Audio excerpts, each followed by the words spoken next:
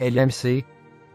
Le Valton Multimédia Concept est fier de vous présenter une superbe vidéo conçue avec des photos et documents trouvés sur la toile. Montage et illustration musicale avec Corel Video Studio Pro Ultimatex 10.5-64 bits.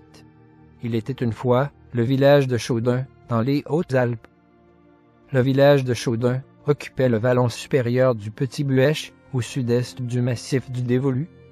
Le village, situé entre 1300 et 1350 mètres d'altitude, se trouvait à la jonction des ruisseaux formant le Petit Buëch, au centre d'un large vallon de forme circulaire, le cirque de Chaudun, ceinturé de sommets dépassant les 2000 mètres, dont le pic de Glaise, à l'est. Les accès à Chaudun sont particulièrement limités et difficiles, surtout en hiver. À partir de Raboux, il faut remonter le défilé du Buëch ou monter depuis la rivière au col de Chabanotte, altitude 1664 mètres, puis redescendre. De Saint-Étienne-en-Dévolu, il faut passer le col de Raboux, 1884 mètres, du Noyer ou de Poligny, le col de Chétive, 1800 mètres, tous itinéraires exclusivement pédestres, souvent impraticables. Seul accès carrossable, sauf en hiver, la route forestière depuis le col Bayard, par le col de Glaise, 1696 mètres, le col du Milieu et le col de Chabanotte. Chaudun était connu comme Caudunum ou Chaudunum à la fin du XIIe siècle. Au Moyen Âge, la paroisse de Chaudun faisait partie de l'archiprêtrie de Gap.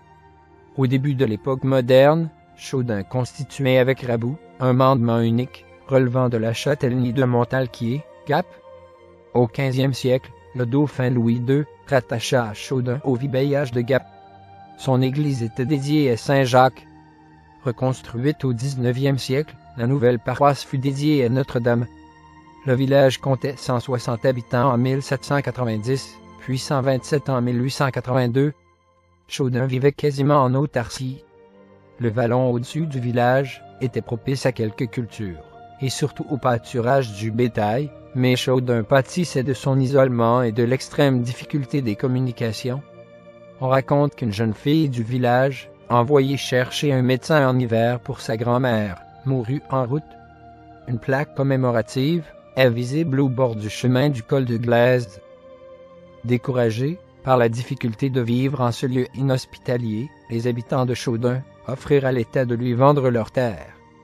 La vente eut lieu en 1895 pour une somme de 186 000 francs or. Une fois l'acte conclu, tous les habitants durent quitter le village. Plusieurs immigrèrent et le territoire de la commune, vide d'habitants, fut annexé à celui de Gap, qui lui était contigu au sud-est. L'église était encore debout dans les années 1930.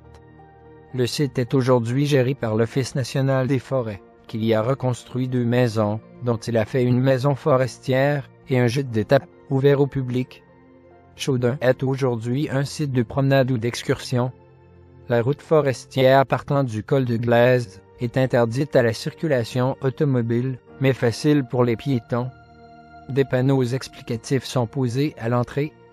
Par ailleurs, le sentier de grande randonnée, le GR 93, traverse le cirque du Nord, col de Chétive, au sud-ouest, défilé du Buëch, en passant par l'ancien village. Un sentier de ronde s'embranche sur la route forestière avant le col de Chabanotte et fait le tour du cirque à mi-hauteur, rejoignant le GR, sous le col de Chétive. Mes sources. Le site de Wikipédia,